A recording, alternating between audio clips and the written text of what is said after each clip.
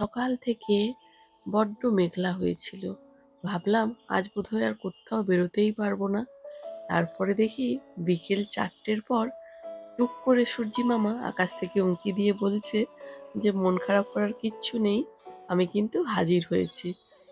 আর সারাদিন যেহেতু বেশ মেঘলা উইন্ডি ছিল, বেরোবো কি বেরোবো না করে করেই দিনটা কেটে যাচ্ছিল। এত ঠান্ডা হাওয়া, এটা এখানকার সব থেকে এখন বছরের সবথেকে উষ্ণতম দিন, উজ্জ্বলতম দিন হওয়া সত্ত্বেও আমাদেরকে কিন্তু কোট পরেই বেরোতে হচ্ছে। যতক্ষণ একটুখানি সূর্য থাকে, রোদ থাকে, তারপরেই আবার কিন্তু শুরু হয়ে যাচ্ছে ঠান্ডা হাওয়া। ফলে বিকেল 4টে বাজলেও যেই না দেখলাম যে একটুখানি রোদ দেখা দিয়েছে, বন্ধুরাও ফোন করলো যে ওরা বেরোচ্ছে। আর এটা একদম আমার বাড়ির পাশের একটা জায়গা। আর আমার এত ভালো লাগে এই জায়গাটায় আসতে, ফলে এই জায়গাটায় বলতেই আমি বাড়ি থেকে বেরিয়ে পড়লাম। তবে একটাই সমস্যা, জায়গাটা তো ভীষণ সুন্দর দেখতে পাচ্ছেন। কাঠের ব্রিজ জঙ্গলের ভেতর দিয়ে এরকম এঁকে বেঁকে চলে গেছে। দারুণ, দারুণ সুন্দর। আমি এই জায়গাটায় যতবার আসি, আমি কালিম্পং, লাভা, লোলেগাঁও সবকিছুর যেন সংমিশ্রণ দেখতে পাই এই জায়গাটায়। তবে দেখছেন আমি মাস্ক পরে রয়েছি আর রাস্তার এই ব্রিজটার দুপাশে সাদা, সাদা স্তরে, স্তরে কিছু যেন জমা হয়েছে। আর এই ছোট্ট, ছোট্ট যে পুকুরগুলো তার উপরেও যেন জমা হয়েছে কিছু। এগুলো সব হলো পোলেন বা ফুলের রেণু বলতে পারেন, বা ফুলের যে উম সব ছোট্ট, ছোট্ট আ প্যাটেলস গুলো সেগুলো সব উড়ে, উড়ে আম এক জায়গায় এরকম মানে চারিদিকে ছড়িয়ে পড়ছে হাওয়ার সাথে আরকি। আর এইগুলো নাকে ঢুকলে এখানে এত্ত শরীর খারাপ হয়ে যায়। জ্বর থেকে শুরু করে সর্দি, হাঁচি, কাশি সব অ্যালার্জি গুলো কিন্তু এই পোলেন থেকে প্রচুর পরিমাণে হয়। ফলে একটু ভয়ে, ভয়েই হাঁটতে হচ্ছে। আর আমি মাস্কটা সুযোগ পেলেই পরে নিচ্ছি যে অলরেডি যাদের ধরুন অ্যালার্জির ধাত রয়েছে, এই জায়গাগুলোতে এলে একটুখানি সাবধানতা নিতে হয়। হ্যাঁ, আরেকটা যেটা জিনিস, যারা মাস্ক পরতে চান না বা এতটাও অ্যালার্জির ধাত নেই, তারা কিন্তু নাকের সামনেটায় ভেসলিন লাগিয়ে নেবেন। এটা এখানকার ডাক্তাররা সাজেস্ট করেন যে নাকের সামনে একটু বেশি করে ভেসলিন লাগিয়ে নিলে পোলেনগুলো ওই জায়গাটায় আটকে যাবে আর নাকের ভেতরে যাবে না। ফলে কিন্তু হে ফিভার বা অন্যান্য অ্যালার্জির হাত থেকে অনেকটা বাঁচা যায়। জলের রং বোঝাই যাচ্ছে না। মনে হচ্ছে যেন একটা রাস্তাই হবে সবুজ রঙের। জলের উপরে এত্ত আমরা যেমন পানা বলি, সেই পানা জমেছে। আর তার সঙ্গে পোলেনগুলোও জমে সাদা হয়ে গেছে। এই জায়গাটা দেখুন। আমরা তো মানে বেরোতে পারবো কিনা ওটাই ভাবছিলাম। মাঝখানে কাদা, তার সাথে গাছপালায় ভর্তি। একেকটা জায়গায় গিয়ে আমরা কিন্তু ভাবছিলাম যে আর বোধহয় সামনে যাওয়া যাবে না। জায়গা একেবারে বন্ধ, গাছে একেবারে ছেয়ে রয়েছে। আবার কিছুটা গেলে দেখছি বেশ সুন্দর রাস্তা রয়েছে, যাওয়া যাচ্ছে। আবার একটুখানি গেলে এই যে ফুল, এত্ত রকমের ফুল হয়ে রয়েছে জঙ্গলের ভেতরে।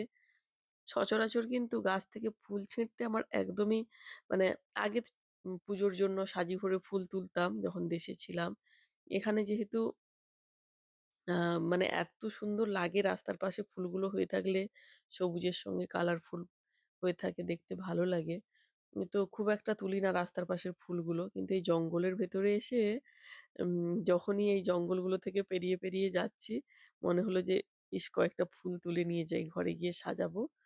এত্ত কালারফুল হয়ে রয়েছে আর জঙ্গলের এই ভেতরটায় মানুষজন আম আসেন, তবে খুব একটা নয় আরকি। আর যেহেতু বেশ জায়গাটা একেবারে জঙ্গলে ভর্তি হয়ে রয়েছে, আ ফলে এই জায়গাটা থেকে ফুল তুলে নিয়ে যেতে খুব ভালোই লাগছিল। তারপরে হঠাৎ করে এই পোস্টারটায় চোখ পড়ল। দেখি কি এখানে নাকি সাপ রয়েছে। দেখেই তো আমার হয়ে গেছে, বাপরে! আমি এতদিন জানতাম এখানে সাপ থাকে না। আজকে এই পোস্টারটা দেখে ভয়ে আর আমার হাঁটতে ইচ্ছে করছিল না। মনে হচ্ছিল এই বুঝি গাছ থেকে বেরিয়ে আসবে। তারপরে হঠাৎ করে দেখি কি জোর আওয়াজ, জলে কিছু ঝাপটানোর। ভয় পেয়ে আমরা কান পেতে শুনলাম। তারপরে দেখি রাজহাঁস বাবাজি জলের ভেতর সুন্দর করে ও একা জলকেলি করছিল। আমাদেরকে দেখে বোধহয় ওর একটুও পছন্দ হলো না। ডিস্টার্বেন্স হয়ে গেল ওর।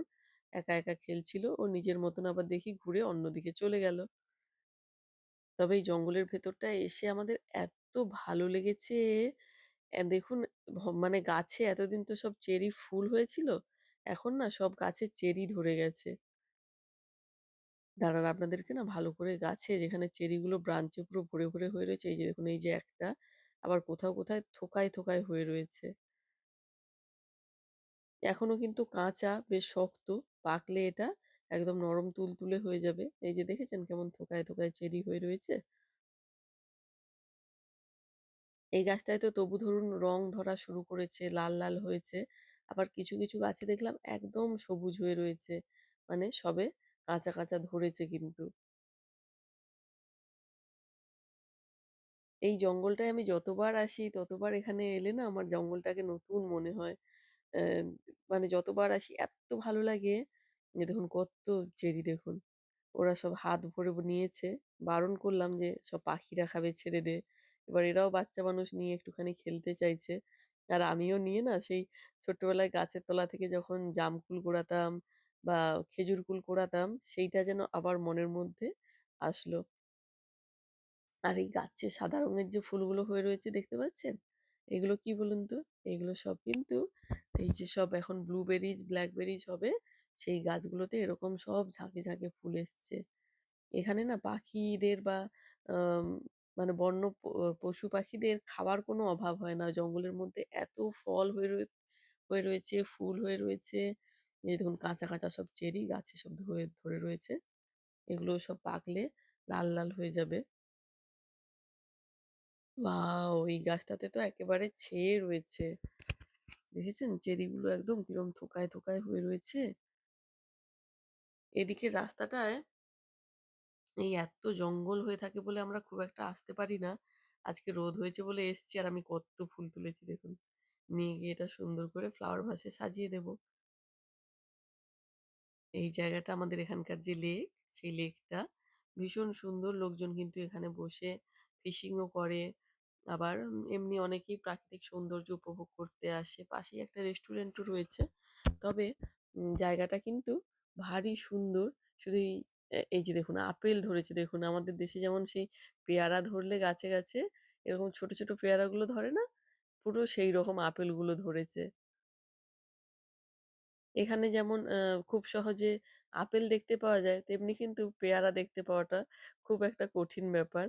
একটা পেয়ারাই এখানে প্রায় ৳৩০০-৳৪০০ করে নিয়ে নেয়। আর সেই জায়গায় আপেল দেখুন কিরকম গাছে ভর্তি হয়ে রয়েছে, যেটা দেশে আবার কিনতে গেলে অনেকটা টাকা পড়ে যাবে।